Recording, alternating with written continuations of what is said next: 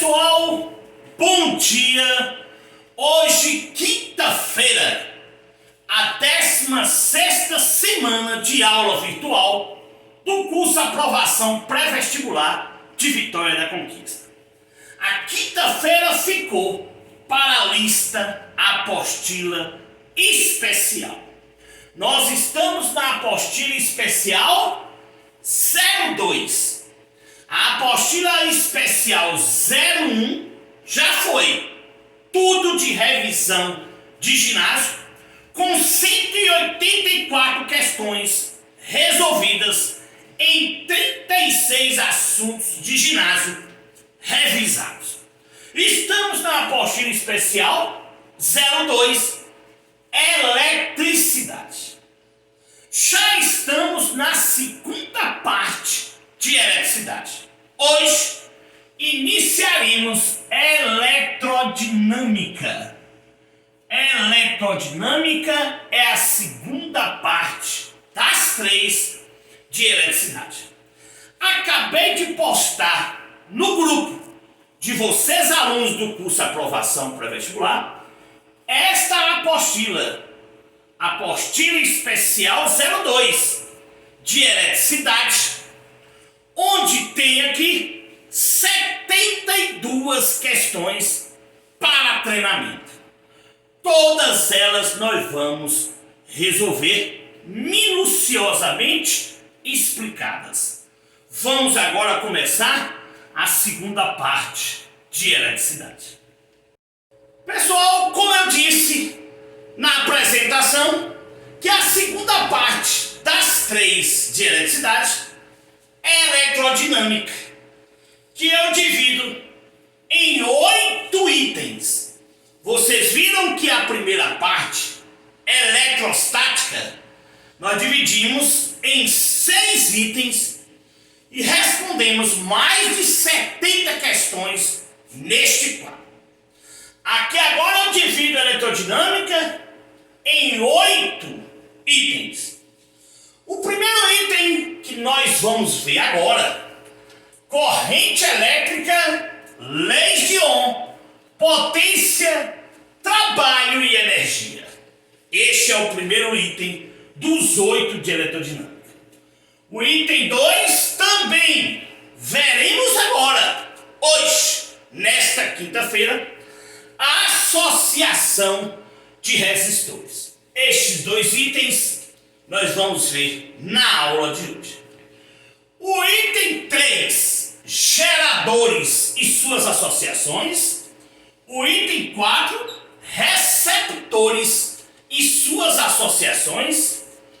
O item 5, medidores elétricos, aqueles medidores tão cobrados nas provas de vestibulares, amperímetros, voltímetros e galvanômetros. E também, claro, em questões do Enem, principalmente esse item, questões objetivas. O item 6, a LED Ohm Poliet, utilização para corrente elétrica em circuitos fechados. O item 7, a ponte de Whetstone, que não deixa de ser medidor elétrico, que trabalha juntamente com amperímetro, voltímetro e o galvanômetro. E por fim, nós encerraremos a parte 2 de eletricidade, que é eletrodinâmica, com aquelas leis de Kirchhoff, as leis dos nós e as leis das malhas. Tão importante essa lei de Kirchhoff nos circuitos elétricos fechados. Deu para perceber que eletrodinâmica é um assunto maior, é uma parte maior da eletricidade. Vamos para frente, pois atrás vem gente. No primeiro item, a gente divide em 4 partes. Corrente elétrica. Eletrodinâmica é justamente a dinâmica da corrente. Veja que nós já vimos lá em eletrostática tudo sobre carga, inclusive eletrização. Repetindo, a variação de carga no fio condutor, N vezes R. N é a quantidade de corrente que passa justamente em um fio condutor e é a carga elementar, que vale mais ou menos 1,6 vezes 10 elevado a menos 19 coulomb. Isso já treinado em eletrostática. Corrente elétrica é essa variação de carga pelo tempo que a corrente é conduzido, claro, em um fio condutor. Essa variação de carga normalmente está em coulomb. Se não estiver, devemos fazer as transformações devidas. E os submúltiplos do coulomb nós explicamos lá atrás em eletrostática. E o tempo vai estar sempre em segundos. Ou seja, se a variação de carga estiver em coulomb e o tempo em segundos, esta corrente elétrica estará em amperes, representado pela letra A. Então é muito simples, mas nós temos nesta parte muitas fórmulas. Tudo isso tem que estar bem organizado e, claro, gravado. Gravamos treinando o máximo de questões possível.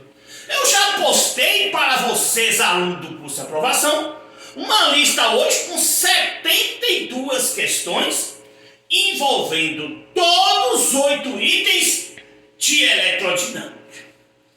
Pessoal, é importante esta questão de gráfico, muito cobrado no vestibular, também no Enem.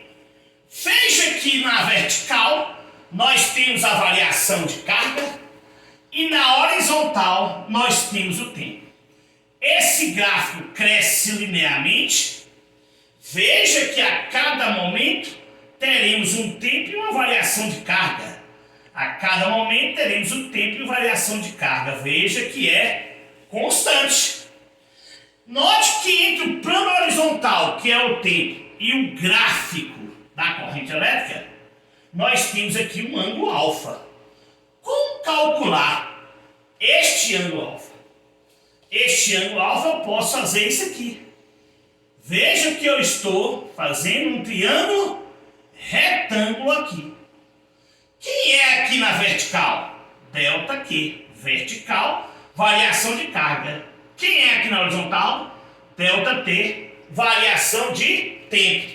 Mas quem é a tangente do ângulo? Cateto oposto sobre cateto adjacente. O cateto oposto desse ângulo é delta Q, calculado por essa forma. E o cateto adjacente desse ângulo é delta T em segundos. Então eu posso dizer que a tangente do ângulo é delta Q sobre delta T. Mas quem é delta Q sobre delta T? A corrente elétrica. Veja que interessante. A corrente elétrica pode ser calculada simplesmente pela tangente deste ângulo. Vamos supor que esse ângulo tenha 45 graus. A corrente elétrica será de 1 ampere. Veja que a tangente de 45 graus vale justamente tem 1. Então a parte de corrente elétrica é essa. E vamos organizar aí em casa, no caderno de vocês.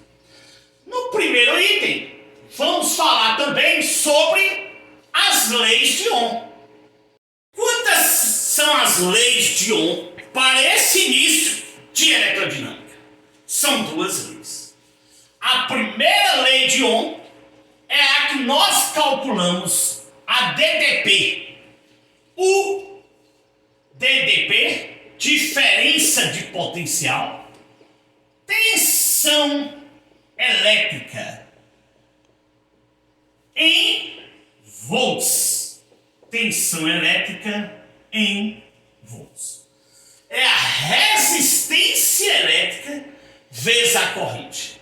Esta resistência elétrica é a resistência do fio condutor. Resistência vezes corrente elétrica.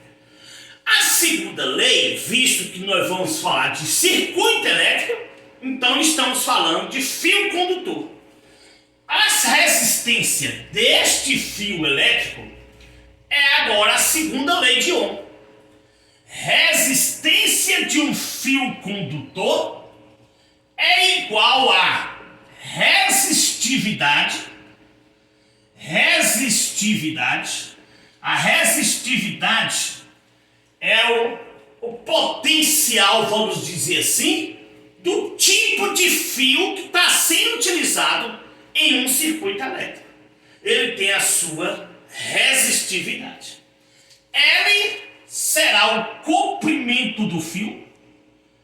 O comprimento do fio em metros. Caso não venha em metros, devemos fazer a mudança. E A é a área em metros quadrados do fio. O fio que mais cobramos em questões é esse tipo de fio em espécie, como se fosse um cilindro. Então veja que a área que a gente fala é a área da sua secção. Cuidado! Aqui a gente vê geometria espacial. Lá em cilindro. Então aqui é como se fosse um cilindro. Ele quer a área de sua secção, que seria π vezes raio ao quadrado. Veja que aqui nós temos um círculo.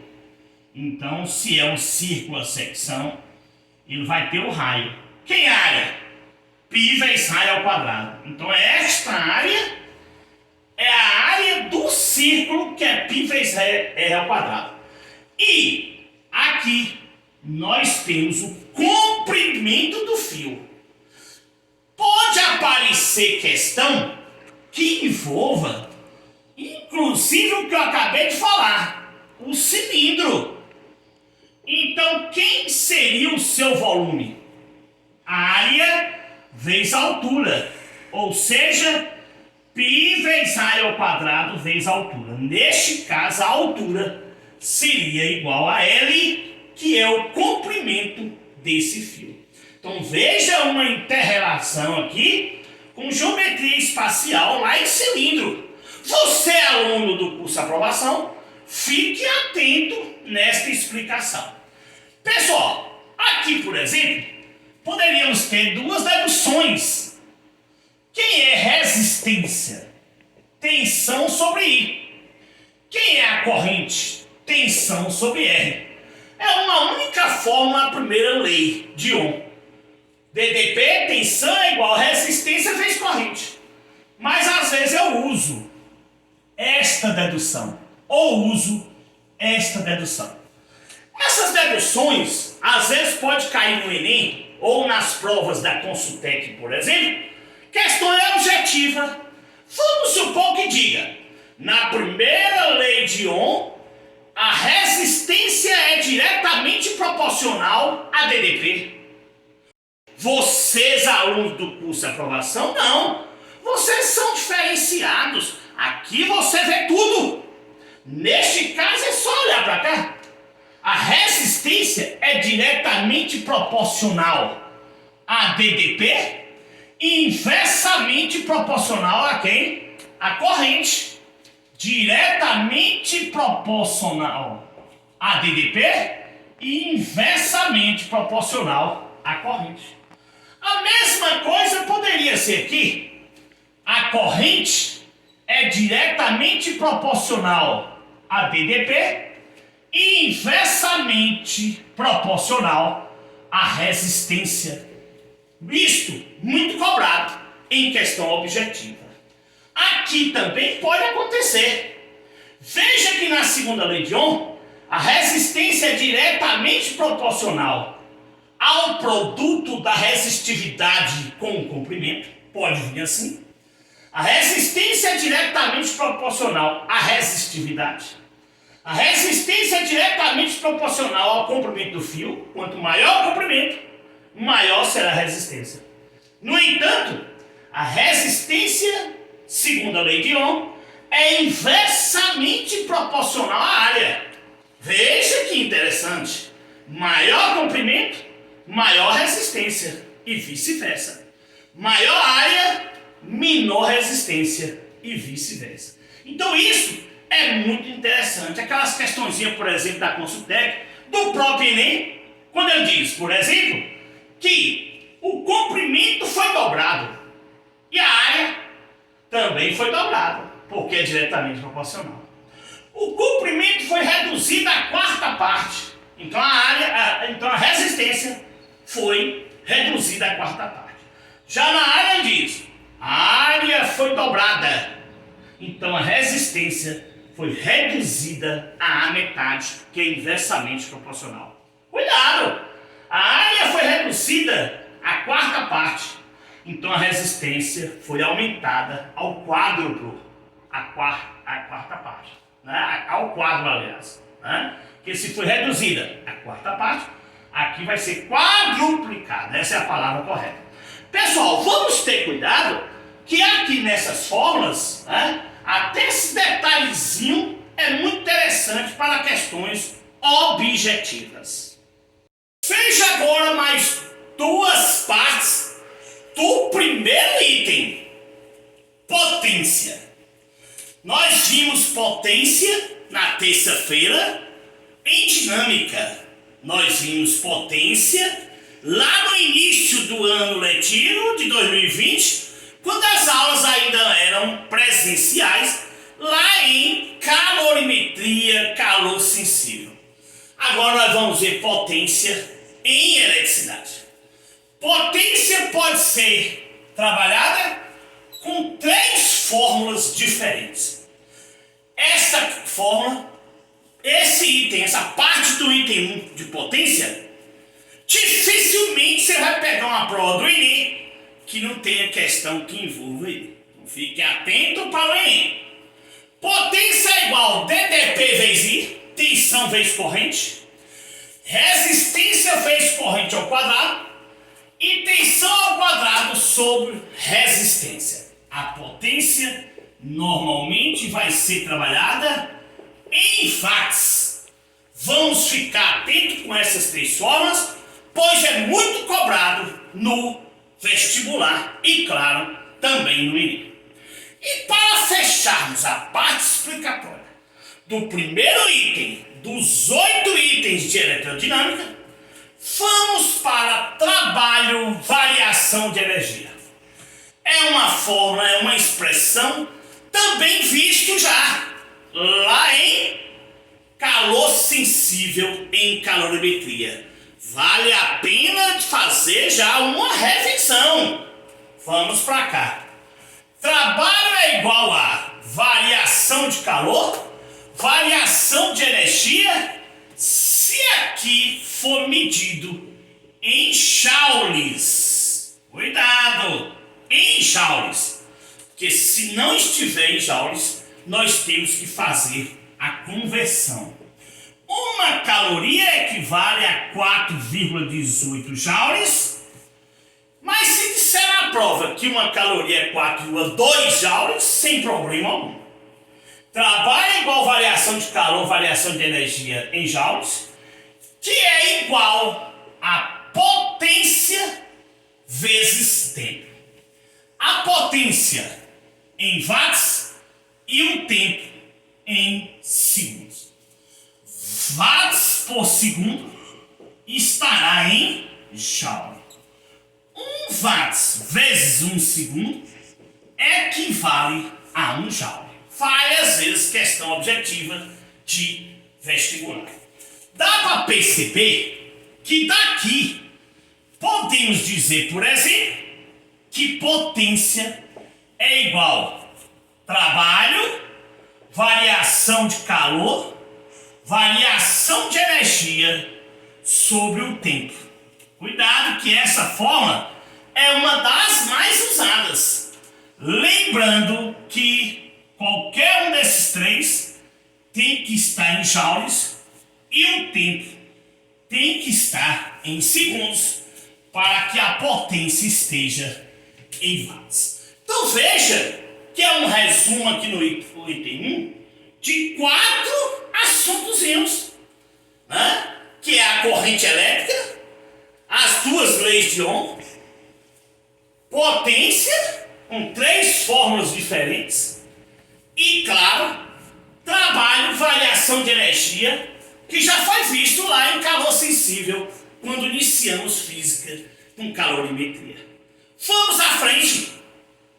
Pessoal, agora nós vamos para o segundo item dos 8 itens de eletrodinâmica.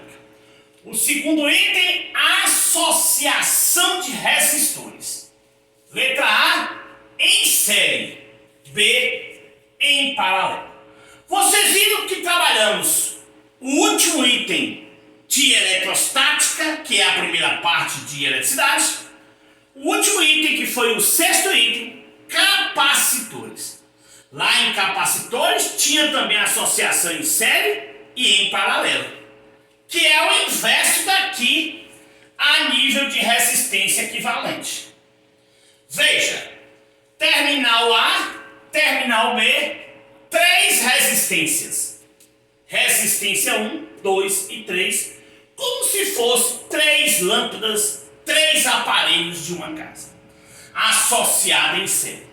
O que vocês precisam ter, pessoal, é isso aqui.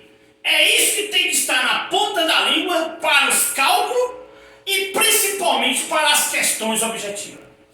Veja que o que entra aqui, que nós chamamos de corrente total, ele vai sair lá no terminal B sem mudança, pois as correntes de cada resistor em série são iguais.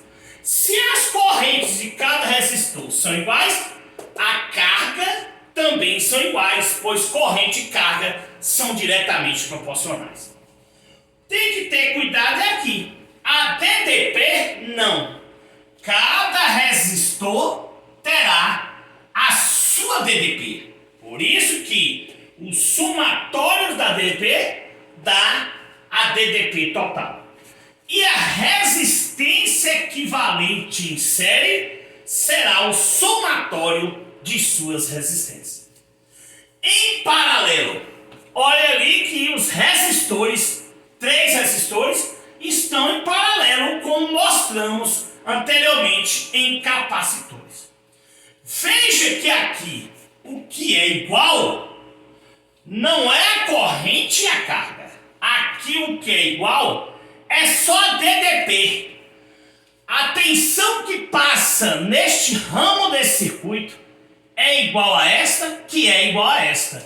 Então, em paralelo, terá uma única DDP para cada ramo do circuito. Muito cuidado. Já aqui, veja que é o contrário.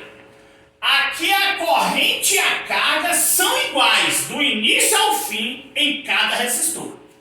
Aqui, a corrente e a carga são diferentes para cada ramo. Esse resistor 1 terá a sua corrente e a sua carga. A mesma coisa com o 2, a mesma coisa com o 3.